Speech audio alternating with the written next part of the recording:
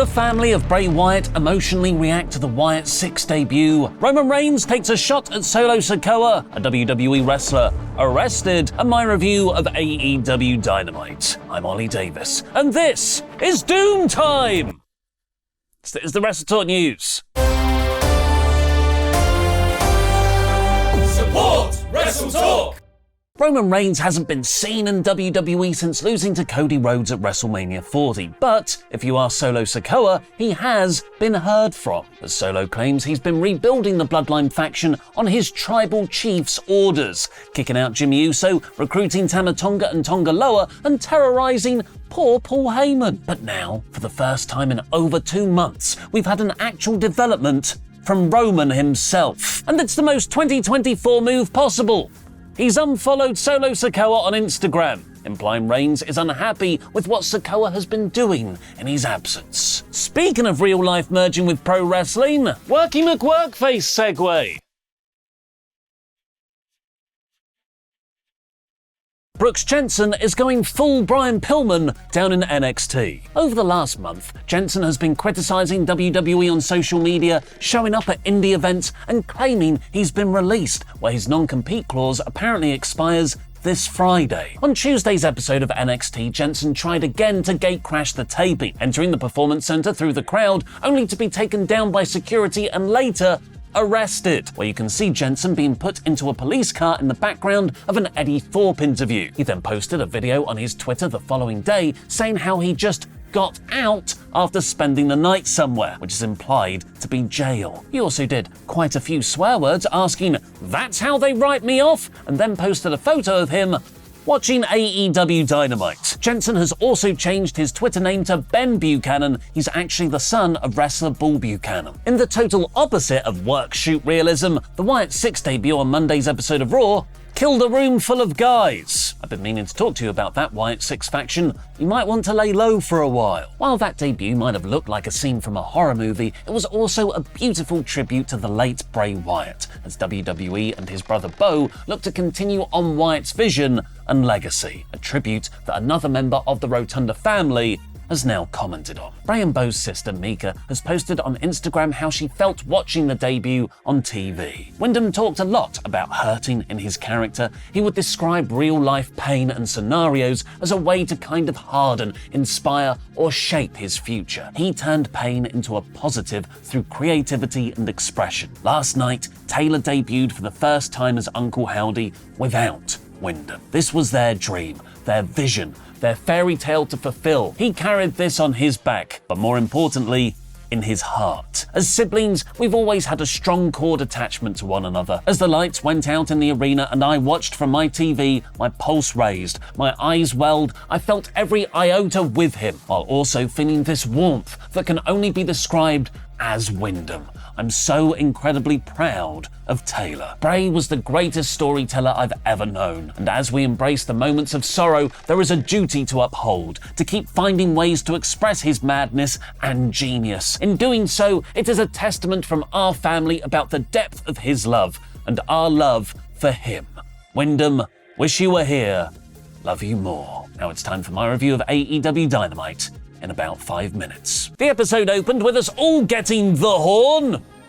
It's still weird when I say it, as Rush and MJF finally collided after an intense 2-week feud. They were really well matched, with each having their own dickish style. MJF would fire the crowd up for a chop to then poke Rush in the eyes. Rush would get hyped up for the horns in the corner, but just kick MJF in the face. The only real clash in styles here was that Rush thinks wrestling is real and he's actually trying to hurt you. He busted open Max's nose, whipped him with some rope, belly-to-belly suplexed him off the ring apron, but MJF fired back with a heat seeker and a brainbuster to win an awesome non-stop fight. It's great to have Max back in the ring. For some reason though, Max being back in the ring is incredibly offensive to luchadors. So the Cage of Agony announced Hechicero will face MJF at Forbidden Door. Almost every match or segment on this show furthered multiple stories like that. And of all of them, I think the Will Ospreay and Swerve Strickland face-to-face, did it best. After their really good angle at the end of last week's show, they both claimed to be the best wrestler in the world. But Swerve said Will relies on the Don Callis family and he lacks the killer instinct. Ospreay countered, saying he doesn't need Don Callis, which the family didn't react well to watching backstage, furthering that split, and that while Swerve had a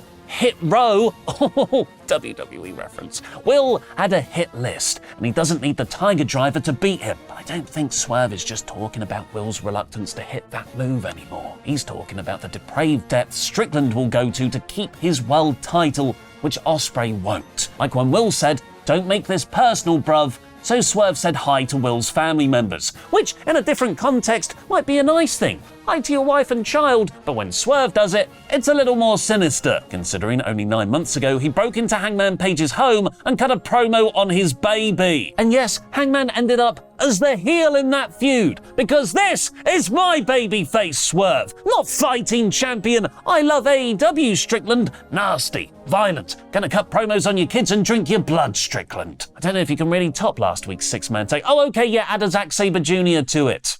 I've decided AEW should have a big party match on every show, because after the fun of last week's trios match, we got one long hot tag here of Mark Briscoe, Kyle O'Reilly, Orange Cassidy and Dante Martin beating Zack Sabre Jr. to Takeshita, Carl Fletcher and Roderick Strong. It showcased multiple different feuds while also keeping them at arm's length, making you want to see the actual Forbidden Door matches. O'Reilly sacrificed himself to save Cassidy, furthering their friendship, helping Orange get the win. Even though the match ended, it didn't really feel like it was over. Perry jumped Dante on the ramp, Briscoe brawled with Takeshita backstage, and Cassidy and Zack stared down in the ring. Mercedes Moné got a training promo ahead of her Stephanie Vacure match. Don Callis approached a brooding Roosh backstage with an offer. Max Caster's audio was cut during his opening rap during their Eliminator match against the Young Bucks, which was brilliantly revealed to be Okada on the production desk, mortified that he had pressed the wrong button. "I'm so sorry, bitch." The Bucks isolated Bowens due to his taped-up knee, but thanks to last-second Caster saves and Bowens' own heart, he kept kicking out. It was the Bucks who beat themselves in the end when Nick accidentally hit Matt with the title, letting the Acclaimed pick up the win. A fine story-based match, but one I struggled to get really invested in because I'm not into what seems like the long-term direction of the Acclaimed getting a tag title shot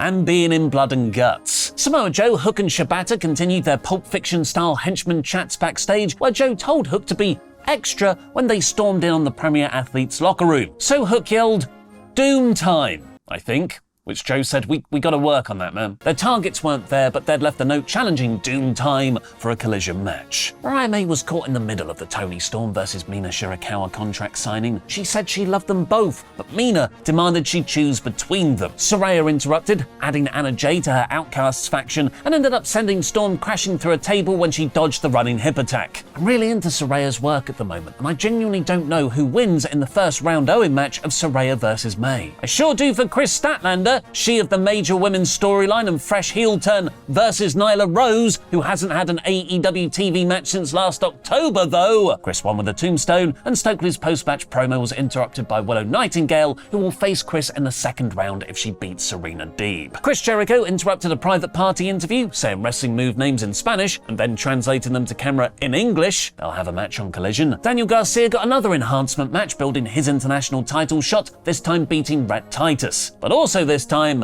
having a big post-match angle. The Cage of Agony started beating up Garcia and Daddy Magic for MJF to kind of make the save because he was just targeting Hechicero for calling him out earlier in the night. But the numbers game was too strong. So Ospreay made the save, more for Garcia than MJF, which had Will and Max do the backing into each other's spot after clearing house, giving us our tantalizing first face-to-face encounter between them, making Forbidden Door's main event even more unpredictable. Are they building Max versus Ospreay now because Will's winning the world title and defending are all in? Ospreay told Renee backstage he doesn't give a crap about MJF. Brian Cage confronted him to get an international title match for Collision. And the main event was the just as unpredictable Owen first round match of Claudio Castagnoli versus Pac, where either man could have won. Pac's execution of everything, as always, was perfect, and Claudio's strength and size provided a great base and European uppercut cutoffs. It came down to who was the better technician on the night. After trading a long series of technical pins and 2 counts, Pac Pac managed a 3. Claudio stormed off upset afterwards. This is a top 5 Dynamite episode for the year at 85%. But what are the 10 best wrestling match stipulations of all time? Find out in our brand new episode of Tables, Lists and Chairs by clicking the video on the left.